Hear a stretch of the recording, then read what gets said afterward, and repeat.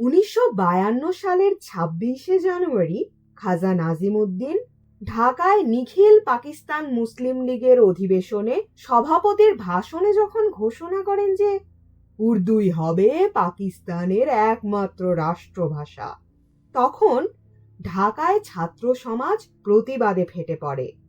প্রতিবাদ স্বরূপ 30শে জানুয়ারি ঢাকায় ছাত্র ধর্মঘট পালিত হয় এবং সেদিনই বার লাইব্রেরিতে আতাউর রহমান খানের সভাপতিত্বে অনুষ্ঠিত সভায় আওয়ামী মুসলিম লীগ, যুবলীগ, ছাত্রলীগ, বিশ্ববিদ্যালয় সংগ্রাম পরিষদ, খেলাফতে রাব্বানী পার্টির প্রতিনিধিদের নিয়ে সর্বদলীয় কর্মপরিষদ গঠিত হয়। কাজী গোলাম মাহবুব কর্মপরিষদের আহ্বায়ক নির্বাচিত হন। অন্যান্য সভ্যরা ছিলেন আবুল হাশিম, আতাউর রহমান খান, কামরুদ্দিন আহমদ, শামসুল হক, মোহাম্মদ তোয়াহা, অলি আহাদ, আব্দুল মতিন ও খালেক নেওয়াজ খান। শেখ মুজিবুর রহমান তখনও জেলে আটক। তিনি 1949 সালের মার্চ মাস থেকে একটানা বন্দী। 4 ফেব্রুয়ারি পুনরায় ছাত্র ধর্মঘট পালিত হয় এবং স্থির হয় যে 21শে ফেব্রুয়ারি রাষ্ট্রভাষা দিবস রূপে পালিত হবে। 16ই ফেব্রুয়ারি পাকিস্তান অবজারভার পত্রিকা বন্ধ করে দেওয়া হয়। 16ই ফেব্রুয়ারি থেকে জেলে শেখ মুজিবুর রহমান ও মহিউদ্দিন আহমদ অনশন শুরু করেন। শেখ মুজিবুর রহমানকে ফরিদপুর জেলে স্থানান্তরিত করা হয়। 20শে ফেব্রুয়ারি সন্ধ্যায় নুরুল আমিন সরকার ঢাকায় 144 ধারা জারি করে। আবুল হাশিমের সভাপতিত্বে সর্বদলীয় কর্মপরিষদ অলি আহাদের বিরোধিতা সত্ত্বেও পরের দিন 144 ধারা ভঙ্গ না করার সিদ্ধান্ত গ্রহণ করে, কিন্তু বিশ্ববিদ্যালয় সংগ্রাম পরিষদ পরের দিন 144 ধারা ভঙ্গ করে আন্দোলনকে প্রত্যক্ষ সংগ্রামে রূপান্তরিত করতে বদ্ধপরিকর ছিল। সারা রাত্রি ধরে বিশ্ববিদ্যালয়ের বিভিন্ন ছাত্রাবাসে প্রস্তুতি চলে। পরের দিন 144 ধারা ভঙ্গ করার পক্ষে মনোবল গড়ে তোলা হয়, আর সেই মতো বহু প্ল্যাকার্ড ফেস্টুন তৈরি করা হয়। 21শে ফেব্রুয়ারি সকাল থেকে ঢাকা এবং অন্যান্য স্থানে সাফল্যের সঙ্গে ছাত্রছাত্রীরা ধর্মঘট পালন করে এবং সকাল 10টার পর গাজীউল হকের সভাপতিত্বে বিশ্ববিদ্যালয় আমতলায় এক বিরাট ছাত্র সভা অনুষ্ঠিত হয়। সভায় শামসুল হক কেন্দ্রীয় রাষ্ট্রভাষা কর্মপরিষদের সিদ্ধান্ত জানান, কিন্তু সংগ্রামী ছাত্রছাত্রীরা সে সিদ্ধান্ত মেনে নিতে অস্বীকৃতি জানায়। আব্দুস সামাদের প্রস্তাব মতো ছাত্রছাত্রীরা 10 জনের অসংখ্য দলে বিভক্ত হয়ে শৃঙ্খলার সঙ্গে 144 ধারা ভঙ্গ করার সিদ্ধান্ত গ্রহণ করে।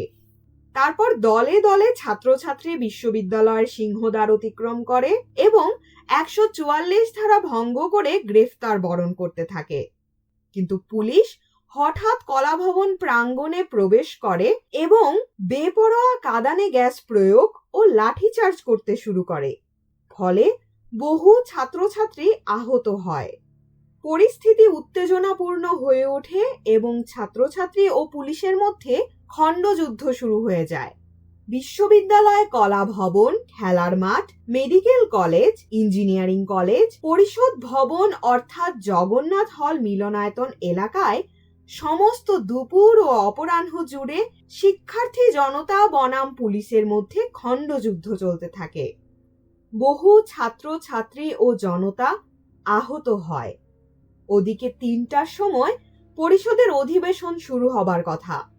ছাত্রছাত্রীরা পুলিশি জুলুমের প্রতিবাদ জানাবার জন্য শান্তিপূর্ণভাবে পরিষদ ভবনের দিকে যাবার চেষ্টা করে। পুলিশ কোনরূপ সতর্ক করে না দিয়ে হঠাৎ মেডিকেল কলেজ হোস্টেলের সামনে কয়েক দফা গুলি চালনা করে। প্রথম দফা গুলিতে রফিক উদ্দিন ও জব্বার এবং দ্বিতীয় দফা গুলিতে ঢাকা বিশ্ববিদ্যালয়ের ছাত্র আবুল বরকত শহীদ হন। এই বর্বর হত্যাকাণ্ডের খবর দাবানলের মতো শহরময় ছড়িয়ে পড়লে ঢাকা শহর বিক্ষোভে ফেটে পড়ে। 22শে ফেব্রুয়ারি সকালে বিশ্ববিদ্যালয় এলাকায় এবং সর্বত্র কালো পতাকা উত্তোলন করা হয়। তারপর মেডিকেল কলেজ হোস্টেল প্রাঙ্গণে হাজার হাজার ছাত্র জনতা এক গায়েবী জানাজায় সামিল হন। জানাজার শেষে এক বিরাট শোক শোভাযাত্রা বের হয়। এত বড় শোভাযাত্রা ঢাকায় তখন পর্যন্ত আর কোনোদিন হয়নি। শোভাযাত্রাটি ঢাকা হাইকোর্ট ও কার্জন হলের মাঝখানের রাস্তায় এসে পৌঁছুলে শোভাযাত্রার ওপর পুনরায় গুলি চালানো হয়। ফলে বেশ কয়েকজন হতাহত হন।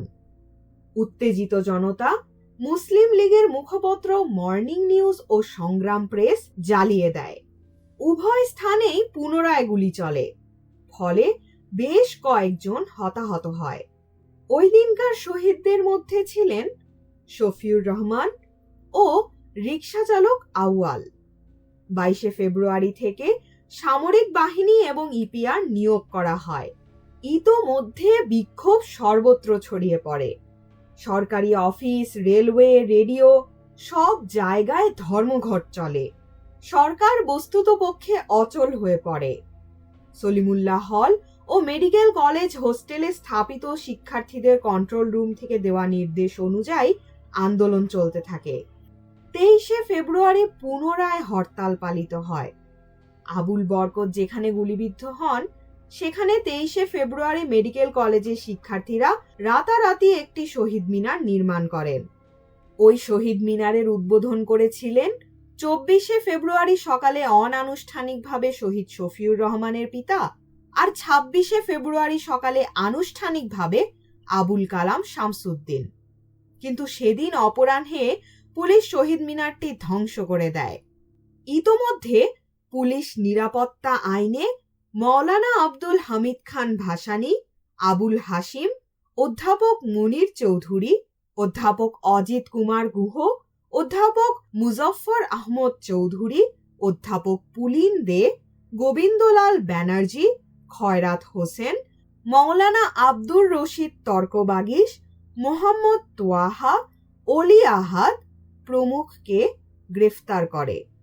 সামরিক বাহিনী, ইপিআর, পুলিশ শহরের বিভিন্ন ছাত্রাবাস আক্রমণ এবং শত শত ছাত্রকে গ্রেফতার করে। শিক্ষার্থীদের হল থেকে বের করে বিশ্ববিদ্যালয় অনির্দিষ্টকালের জন্য বন্ধ করে দেওয়া হয়। চলতে থাকে ত্রাসের রাজত্ব।